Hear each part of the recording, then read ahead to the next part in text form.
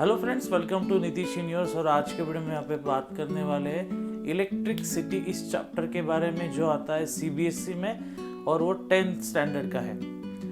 ये चैप्टर इस चैप्टर में हम सीखेंगे कि करंट क्या होता है, रेजिस्टेंस क्या होता है, उसके बाद पोटेंशियल डिफरेंस क्या होता है, ये सारी चीज़ें देखेंगे। उसको थोड़ा जनरलाइज भी करेंगे कि हमारे डे टू डे लाइफ में इसको कैसे कनेक्ट कर सकते हैं। देखो, आपका जो घर है, घर में इलेक्ट्रिसिटी आती है। इलेक्ट्रिसिटी कहाँ से आती है? बाय वायर आती है। अब ये वायर में इलेक्ट्रिसिटी होती है या करंट होता है? क्योंकि हम दोनों वर्ड को बहुत जनरल तरीके से यूज कर लेते हैं, तो उसको थोड़ा समझेंगे अभी, ठीक है। अभी क्या है, देखो कि पहले तो इस वर्ड को समझेंगे कि करंट क्या होता है। तो यहाँ पे मैंने बोर्ड पे लिख दिया what is current. Okay, current इस वर्ड का मतलब ये होता है कि कोई भी चीज जो कंटिन्यूअस है। अब आपको जब मैं कोई कंसेप्ट बता रहा हूँ तो हमेशा आपको बस चैप्टर के ओरिएंटेड नहीं सोचना है, आपको अलग तरीके से भी सोचना है कि यही वर्ड हम अलग तरीके से कहीं पे यूज करते हैं क्या। अब मैं बात करूंगा, जैसे यूपीएससी एमपीएससी के स्टूडेंट्स होते हैं जो डेली न्यूज देखते रहते हैं, वो पढ़ते रहते, उसके नोट्स निकालते रहते हैं, तो उसको बोला जाता है करंट अफेयर। अब वहाँ पे करंट वर्ड क्यों आ रहा है? क्योंकि न्यूज़ ऐसा नहीं ना कि आज है और कल बंद हो गई। न्यूज़ तो डेली आती है, तो जो चीज़ कंटिन्यूअस है उसको करंट अफेयर कहा गया है। उसी के जैसा और एक एग्जांपल मेरे पास है। सपोज मेरे पास एक वाटर बॉटल है और यहाँ पे ग्लास है। तो जब मैं वो वाटर बॉटल से पानी ग्लास में डालता हूँ और मैं कंटिन्यू उसको डालता जा रहा हूँ, तो वहाँ पे क्या होगा? वहाँ पे उस पानी का एक कंटिन्यूअस फ्लो बन रहा है, तो उसको पानी का करंट कह सकते हैं। तो ये दिमाग से निकाल दो कि करंट मतलब ये दिमाग से निकाल दो कि करंट मतलब बस इलेक्ट्रिसिटी में ही होता है। करंट का मतलब है कोई भी चीज जो कंटिन्यूअस होती है। तो मैं यहाँ पे लिख देता हूँ, current means anything which is continuous. अब बात आती है कि फिर हमारे इस चैप्टर में ऐसा क्या है जो कंटिन्यूअसली एक जगह से दूसरी जगह पे जा रहा है, तो उसको कहा जाता है इलेक्ट्रॉन। और उसको अगर स्पेसिफिक कहना है तो मैं यहाँ पे लिख देता हूँ फ्री इलेक्ट्रॉन। ओके, अब ये फ्री इलेक्ट्रॉन क्या है, किस में होते हैं और किस में नहीं होते, ये हमें चेक करना है। तो जैसे आपको पता होगा कि आपके घर में जो भी वायर आते हैं, वो वायर जो होते हैं वो जनरली होते हैं कॉपर के। अब कॉपर के क्यों वायर होते हैं, और जैसे वुड के वायर क्यों नहीं होते, लकड़ी के वायर क्यों नहीं होते, प्लास्टिक के वायर क्यों नहीं होते? तो सिंपल सी बात ये है कि कॉपर एक मेटल है जिससे करंट पास हो सकता है, और जो लकड़ी है उससे करंट पास नहीं हो सकता। सिंपल सी बात है। लेकिन क्यों नहीं हो सकता, उसका रीजन है फ्री इलेक्ट्रॉन्स। देखो, लकड़ी ले लो आप, कोई भी लकड़ी, मतलब क्या होता है जनरली उसको अगर हम बर्न करते तो नीचे ब्लैक कलर मिलता है। ब्लैक मतलब होता है कार्बन। तो वो नॉन मेटल होने की वजह से उसके पास इलेक्ट्रॉन है, लेकिन उसके इलेक्ट्रॉन फ्री नहीं है। अब मेटल की केस में क्या होता है, उसके इलेक्ट्रॉन फ्री होते हैं। तो इलेक्ट्रॉन फ्री होने के वजह से वो इजीली मूव हो सकते हैं। मूव होने को ही हमने कहा है कंटिन्यूअस फ्लो, और कंटिन्यूअस फ्लो को ही कहेंगे करंट। ओके, सो एक करंट का कंसेप्ट हो गया। अब बात आती है कि कौन कौन से मेटल हम यूज कर सकते हैं। तो पुराने जमाने में जनरली एल्यूमिनियम्स के वायर होते थे। एल्यूमिनियम का प्रॉब्लम क्या है कि एल्यूमिनियम का रेजिस्टेंस ज्यादा है कॉपर से। मतलब इतना भी ज्यादा नहीं कि हम उसको यूज ही नहीं कर सकते, लेकिन कॉपर से ज्यादा है। तो पुराने ज़माने में एल्यूमिनियम यूज़ होता था, लेकिन आज के डेट में कॉपर को यूज़ किया जाता है क्योंकि रेजिस्टेंस कम है और वो फ्लेक्सिबल भी ज़्यादा है, तो उसको बहुत इजीली हम यूज़ भी कर सकते हैं। ठीक है, उसके बाद हम बात करेंगे कि करंट की बात तो होगी। अब ये पोटेंशियल डिफरेंस क्या होता है, क्योंकि हम एक वर्ड हमेशा सुनते हैं वोल्टेज। जैसे फॉर एग्जांपल, आपके घर में जो लाइट्स है अचानक से डिम हो गई, तो हम बोलेंगे वोल्टेज कम हो गया। लेकिन वोल्टेज होता क्या है ये हमें पता होना चाहिए। उसी के साथ आप अब देखो कि आपके घर में जो क्लॉक होता है, ओके, जो आप दीवार पे लगाते हैं, उसके पीछे सेल होता है। अगर आपने कभी सेल को परचेस किया होगा तो आपको पता होगा इट इज अराउंड 1.5 वोल्ट। तो वो वोल्ट मतलब क्या है? ये समझेंगे। आपके घर में अगर इन्वर्टर होगा तो इन्वर्टर का एक बैटरी होता है, उसका वोल्टेज अलग है। अगर घर बहुत बड़ा है तो वो 2 बैटरीज यूज होती है। तो ऐसा क्यों किया जाता है? ठीक है, तो क्या है पोटेंशियल डिफरेंस, चलो देखते हैं। So the next point is potential difference.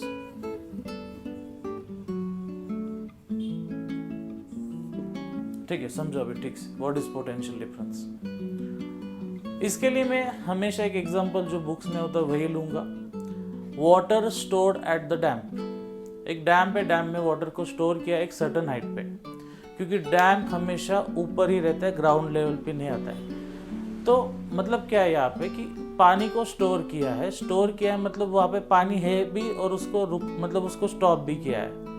अब जब हम उस पानी को अलाउ करते नीचे आने के लिए, तो सडनली वहां से एक पानी आ जाता है नीचे और पानी का एक करंट बन जाता है। ठीक है, अगर ऐसा है, इन केस ऐसा है, आपके पास डैम भी है, उसमें पानी भी है, लेकिन डैम की जो लेवल है हाइट की, उसी लेवल पे आगे जमीन भी आती है, तो क्या होगा? जब आप उसका दरवाजा खोलोगे तो उतने प्रेशर से पानी नहीं आएगा जो हमेशा आता है। ठीक है, क्योंकि दोनों की लेवल कैसे हो गई? सेम हो गई। इसको और इजीली एक्सप्लेन कर सकते हैं कि मेरे पास अगर 2 वाटर कंटेनर्स है, जैसे ये भी एग्जांपल आपको बहुत सारे बुक्स में मिल सकता है। तो मेरे पास ये 2 वाटर कंटेनर है, इसके बीच में मैंने एक पाइप को ज्वाइन कर लिया ऐसे। ठीक है, और यहाँ पे ये टंकी मैंने पूरी पानी से फुल कर दी, और ये वाली टंकी जो है वो इतना ही पानी इसमें है। इसको मैं ए बोल रहा हूँ, इसको मैं सी बोलूंगा। ठीक है, मैंने बी क्यों नहीं लिया? क्योंकि हम वैसा ही सोचते हैं। मैं नहीं चाहता कि आप रेगुलर पैटर्न में सोचो, तो मैं चाहता हूँ कि आप ए के बाद जेड भी ले सकते हो। तो चलो मैंने सी ले लिया। ठीक है, अब यहाँ पे एक नॉब है। ओके, अब क्या है कि पानी फुल है इस टंकी में, इसमें फुल नहीं है। तो जैसे मैं इसको खोलूंगा तो अपने आप पानी इधर से इधर आएगा। और कब तक आएगा? जब तक दोनों का लेवल क्या नहीं होता, सेम नहीं हो जाता। अब दोनों का लेवल जब सेम हो जाएगा तो पानी का फ्लो भी बंद हो जाएगा। तो इस एग्जांपल को हम कैसे रिलेट करें? फर्स्ट थिंग, अब ये दोनों का लेवल अलग है। अलग को क्या कहेंगे? डिफरेंट है। तो उस डिफरेंट को ही बोला जाता है पोटेंशियल डिफरेंस। इसका पोटेंशियल ज्यादा है, उसमें वाटर ज्यादा है। इसका पोटेंशियल कम है क्योंकि फिलहाल वाटर कम है। अब पोटेंशियल डिफरेंस होने के वजह से पानी एक जगह से दूसरी जगह पे आता है, so there is a current. In the same way हम जब बैटरी लेते हैं तो बैटरी में सिंबल ऐसे होता है, जैसे ये सर्किट डायग्राम है, और यहाँ पे एक छोटा सा मैंने बल्ब अटैच कर दिया। ठीक, तो यहाँ पे आपको दिख रहा है कि ये सिंबल है बैटरी का। अब बैटरी के सिंबल में एक लाइन बड़ी है, एक लाइन छोटी है। बड़ी लाइन का मतलब क्या है? पोटेंशियल ज्यादा है। छोटी लाइन का मतलब क्या है? पोटेंशियल कम है, या उल्टा भी कह सकते हैं। जो भी है वो कंसेप्ट बाद में देखेंगे, क्योंकि पहले बैटरी और बाद में सेल बताना पड़ेगा। आप पहले समझो कि कुछ तो ज्यादा है, कुछ तो कम है, मतलब उसके बीच में डिफरेंस है, और डिफरेंस को ही क्या बोलेंगे? Potential difference. अब पोटेंशियल डिफरेंस है तो अपने आप क्या होगा कि आपका करंट बैटरी से पूरे सर्किट में रोटेट होगा। तो ये हो गया पोटेंशियल डिफरेंस। ठीक है, मतलब आपके घर में जो 2 वायर्स आते हैं, ओके, जो भी आपका सप्लायर है, अलग अलग कंपनी की हो सकते हैं, तो वहाँ पे एक वायर होती है जहाँ जिसको हम सिंपल वर्ड में पॉजिटिव कहेंगे, जिसमें करंट फ्लो होता है। सेकेंड वायर निगेटिव होती है। निगेटिव का मतलब एक्चुअली उसमें करंट नहीं होता है। ठीक है, लेकिन उसका यूज क्या है कि जब कोई डिवाइस बीच में अटैच्ड होता है तो वो पॉजिटिव करंट उससे पास होकर फिर निगेटिव की तरफ आ जाता है। सिंपल। तो ये हो गया, देखो पोटेंशियल डिफरेंस, ये हो गया करंट। और इसके बाद आता है रेजिस्टेंस। रेजिस्टेंस क्या होता है वो समझेंगे।